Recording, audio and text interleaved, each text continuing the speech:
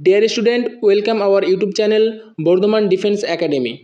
আজকে এই ভিডিওর মাধ্যমে মূলত আমরা জানব যে সিআরপিএফ শিলিগুড়ি সেন্টারে মেডিকেল অ্যান্ড ফিজিক্যাল কীভাবে নেওয়া হচ্ছে, সেখানে কোন বিষয়ের ওপরে বেশি বেশি গুরুত্ব দেওয়া হচ্ছে, এবং আজকের ভিডিওতে আমরা এসএসসিজিডি 2025-এর এক্সাম সম্বন্ধেও জানবো। তোমরা যারা 2025 সালে এসএসসিজিডির এক্সাম দেবে তাদের জন্য একটা স্পেশাল সুখবর রয়েছে। তো চলো এবার তাহলে সিআরপিএফ শিলিগুড়ি সেন্টারের পাস হওয়া ক্যান্ডিডেটের কাছ থেকে আমরা রিভিউ নিয়ে নিই যে সেখানে অ্যাকচুয়ালি কীভাবে কি মেডিকেল অ্যান্ড ফিজিক্যাল নেওয়া হচ্ছে। তো তোমাদের সবার কাছে একটাই অনুরোধ, তোমরা যদি চ্যানেলে নতুন হও অবশ্যই চ্যানেলটিকে সাবস্ক্রাইব করে দাও, আমাদের YouTube channel Bardhaman defence academy. শুনতে পাচ্ছ? হ্যালো। হ্যাঁ, শোনা যাচ্ছে। হ্যাঁ ভাই, তোমার নামটা কি বললা? নাম হচ্ছে মমিনুর হোসেন, আলিপুরদুয়ার থেকে আমি। ও, আলিপুরদুয়ার। তোমার মানে কত তারিখে ছিল মার্চ? 28 তারিখে, 28/9/24। আর সেন্টার কোথায়? Siliguri group centre, CRPF camp. CRPF Siliguri. তুমি ফিট করেছো? হ্যাঁ, ফিজিক্যাল, মেডিকেল, ডকুমেন্টস ভেরিফিকেশন সবগুলোতেই সব ফিট। তো তোমার তো অনেক এক্সপিরিয়েন্স আছে আর কি, মানে অনেক ভিউয়ার্সরা প্রশ্ন করে যে কি কি হয় আর কি সেখানে, কিভাবে হয়, তার জন্যই তো তোমাকে আমি প্রথম থেকে কিছু জিজ্ঞাসা করছি। হ্যাঁ হ্যাঁ, বলো। আচ্ছা, ফিজিক্যালি তোমার রিপোর্টিং টাইম কটা ছিল? এই বোর্ডিং টাইম 5টার সময় ছিল, 5টা সকাল। আর রান শুরু হলো কটা থেকে? রান দেখো, প্রথম তোমার গেটে হচ্ছে এডমিট কার্ড, আধার কার্ড দিয়ে মেইন গেটে তোমাদেরকে এন্ট্রি করাবে। তারপর ওদের যে জায়গা আছে, একটা বড় ঘর আছে, ওইখানে নিয়ে গেলো। ওইখানে প্রথম তোমার বায়োমেট্রিক হবে, বায়োমেট্রিক ভেরিফিকেশন। তারপর তোমাদের ফর্ম ফিল আপ করানো হবে ওইখানে, মানে ফিজিক্যাল কোয়ালিফাই আনকোয়ালিফাই এর মধ্যে ফর্ম থাকে 2 পেজ। অনেক কটাই পেজ ছিল, ওগুলো ফর্ম ফিল আপ করতে হবে। তারপর ওগুলো করার পর হচ্ছে তোমাদের হাইট মেজারমেন্ট হবে। মানে প্রথমে মেজারমেন্ট? হ্যাঁ, প্রথমে মেজারমেন্ট হবে বায়োমেট্রিক ভেরিফিকেশনের পর। হাইট আর চেস্ট, প্রথমে হাইট হলো, তারপর চেস্ট হলো, তারপর ওয়েট হলো। আচ্ছা, এটা করার পর ছিল 177, 177। আর ওখানে কাউন্ট কত হয়েছিল? 177ই ছিল। 177 ছিল, মানে একদম অ্যাকুরেট নিচ্ছে। অ্যাকুরেটই ছিল। আচ্ছা, অনেকে যে বলছে যে ওখানে নাকি কম নিচ্ছে। এটা কম নিচ্ছে মানে কি, মানে ওখানে বিষয়টা হচ্ছে আমরা যখন হাইট মেজারমেন্ট করি তখন নিচে আমাদের পা দুটোই একসঙ্গে লাগানো থাকে। তো ওইখানে যখন হাইট মেজারমেন্ট করছে তখন নিচে পা একটু মানে গ্যাপ ছিল, মোটামুটি 5 ইঞ্চি 4 ইঞ্চি এরকম 2 পায়ের মাঝখানে গ্যাপ ছিল। আচ্ছা। তো আমার মানে 177 থেকে পয়েন্ট কিছু একটা বেশি ছিল, তো আমি পয়েন্টটা কাউন্টিং করছি না, মানে ডাইরেক্ট এটাই বললাম। বুঝলাম। কিন্তু মানে একদম যদি একুরেট করতে যাই তো আমারও 177 থেকে একটু হলেও বেশি হবে। আচ্ছা, তোমার ওয়েট কত ছিল? 69 কেজি। ওখানে ওভার ওয়েট নিচ্ছে কি?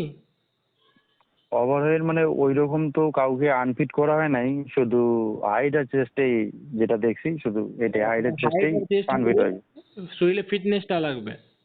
হ্যাঁ, শরীরে ফিটনেস লাগবে, এটা নিয়ে শুধু আনফিট করছিল। আর ওই ওয়েট নিয়ে এরকম কোনো আমি দেখি নাই। আচ্ছা, ডিয়ার স্টুডেন্ট, তোমরা যারা West Bengal police, Kolkata police, SSC GD, army, navy, air force, RPF সহ বিভিন্ন ডিফেন্স এক্সামের ফিজিক্যাল এবং রিটেন এক্সাম দিতে চাও, তাহলে তোমাদের একমাত্র দিশা হচ্ছে বর্ধমান ডিফেন্স একাডেমি।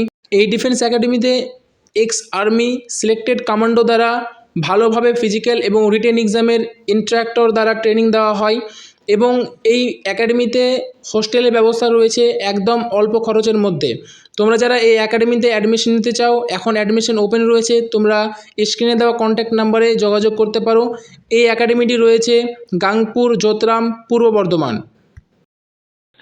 এবার বলি যে তোমরা মানে তোমাদের কটা ব্যাচ ছিল?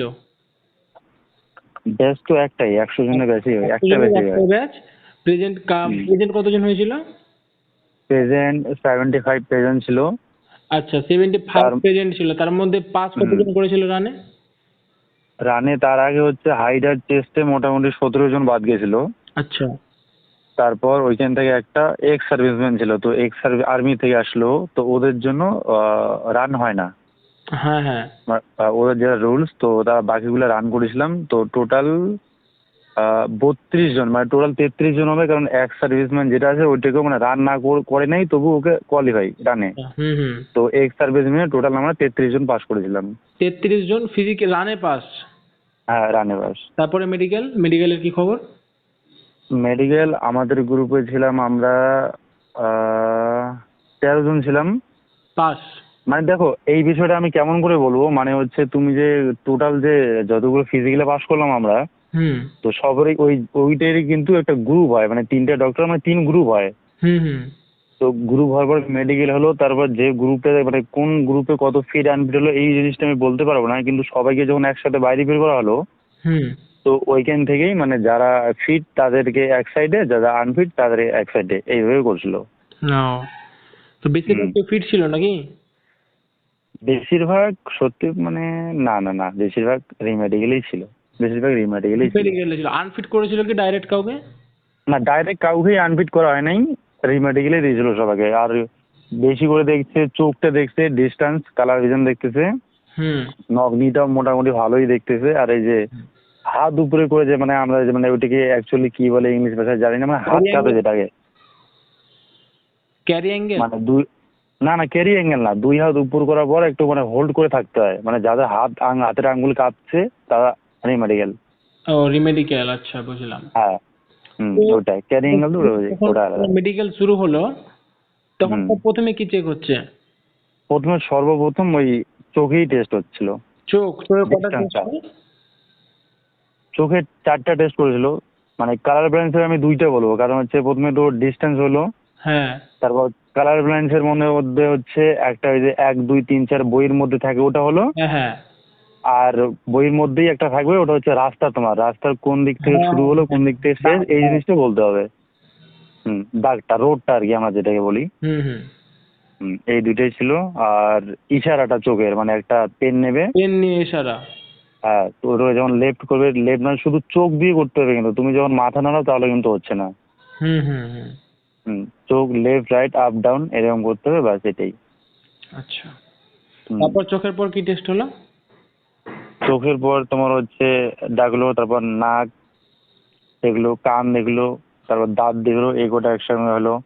আচ্ছা, তারপর ক্যারি অ্যাঙ্গেল ছিল, ক্যারি অ্যাঙ্গেলে পরে হচ্ছে তোমার ইসে নকনি দেখলো। তো নকলটা নকনিটা একটু কিভাবে মোটামুটি, করতে? নকনি হচ্ছে প্রথমে একদম দাঁড় করাবে, ঠিক আছে, স্ট্রেট একদম সাবধান পজিশনে দাঁড় করাবে। আর আমরা যেটা ভি করে নকনি দেখি এরকমটা কিন্তু নিচ্ছে না, সোজা 2 পা একসঙ্গে লাগানো। একদম মানে জোড়া লাগানো? হ্যাঁ, পা জোড়া লাগানো থাকবে, ভি করতেছে না। হুম এইভাবে দেখবে, দেখার পর তোমাকে শোয়াবে, ঠিক আছে। হুম শোয়ানোর পরে 2 পা তুলে ওর হাতে একটা মানে হচ্ছে মানে অফিসার স্যারের কাছে একটা, ডক্টরের কাছে একটা মানে একটা ডিস্টেন্স মতো মানে থাকে আর কি, মোটামুটি 3 ইঞ্চি এরকম একটা ওর আছে। হুম। মানে ওটা পায়ের গাঁটের মধ্যে লাগানো হয়। তো লাগানোর পরে যে ওই জিনিসটা মানে কোথায় দেখতেছে আমি ওই জিনিসটা বুঝলাম না, এখন হাঁটুতে দেখলো না তার উপরে দেখলো, ওই জিনিসটা বুঝলাম না। আচ্ছা, এখন কোন এরকম জিনিসটা হয়। ডক্টর যখন কোন জিনিসটা ফলো করলো। বুঝলাম। হুম। ওভাবে চেক হয় তাই তো? হ্যাঁ। ও, আর মেডিকেলে সব প্রাইভেট নিয়ে একটু ভয় করে যে প্রাইভেট পার্ট কি চেক করবে, সেখানে তোমার কোনো সমস্যা হয়েছে? আমার তো কোনো সমস্যা নেই। আর বিষয় হচ্ছে ওইখানে যারা একটা রিমেডিকেল দিল হচ্ছে পরিষ্কারের জন্য, ওটা ওর নিজের মাইনাস পয়েন্ট ছিল। পরিষ্কারের জন্য? পরিষ্কার করে যায়নি তাই রিমেডিকেল? পরিষ্কারের জন্য, হ্যাঁ পরিষ্কারের জন্য। আর হচ্ছে মানে আমরা যেটা আরে উপরে যে স্কিনটা বলি প্রাইভেট পার্টের, হ্যাঁ, ওটা কিন্তু পুরোটাই খুলতে হবে। পুরোটাই? যদি কারো এরকম পুরোটাই খুলতে হবে। আর যদি কারো অসুবিধা হয় তাহলে কিন্তু রিমেডিকেল হচ্ছে ও, খুলতে হবে পুরোটা, হ্যাঁ। আর হচ্ছে পাইলসের জায়গা মানে প্রাইভেট পার্ট যত মানে লোম থাকে সব পরিষ্কারই রাখতে বলবো, কান এগুলা, এগুলোর জন্য কিন্তু মারু খাচ্ছে। আর বেশি রাগ হলে কিন্তু রিমেডিকেল দিয়ে দিচ্ছে ডক্টর। বুঝলাম। হুম। হুম, পরিষ্কার অবশ্যই থাকতে হবে, ও, এটা পুরো। আর ফ্ল্যাট ফুটটা কিভাবে চেক হচ্ছে পায়ের? ফ্ল্যাটফুট এমনি নর্মালি তোমাকে শোয়াবে, শোয়ানোর পর থেকে ডক্টর উপরে দেখলেই বুঝতে পারতেছে। হাতে একটা স্কেলের মতো থাকে, ওটা দিয়েই দেখা যায়, স্পষ্ট বোঝা যায়। ও, আর যারা হুম। নেশা করে যায় তাদের ওখানে কোনো কিছু মানে এক্স রে করে? না, নেশা করে এরকম তো মানে মানে মুখে কোনো দুর্গন্ধযুক্ত এটা বলতেছো তো?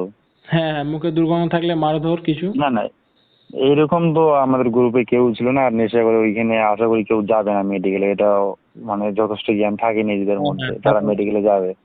ওই রকম কাউ পাওয়া যায় না আমাদের গ্রুপে। ওকে, হুম। তো ঠিক আছে, অনেক কিছু বললে, ভিউয়ার্সদের অনেক হেল্প হলো আর কি।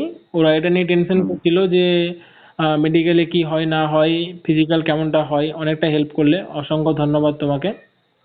হুম। হুম। Thank you.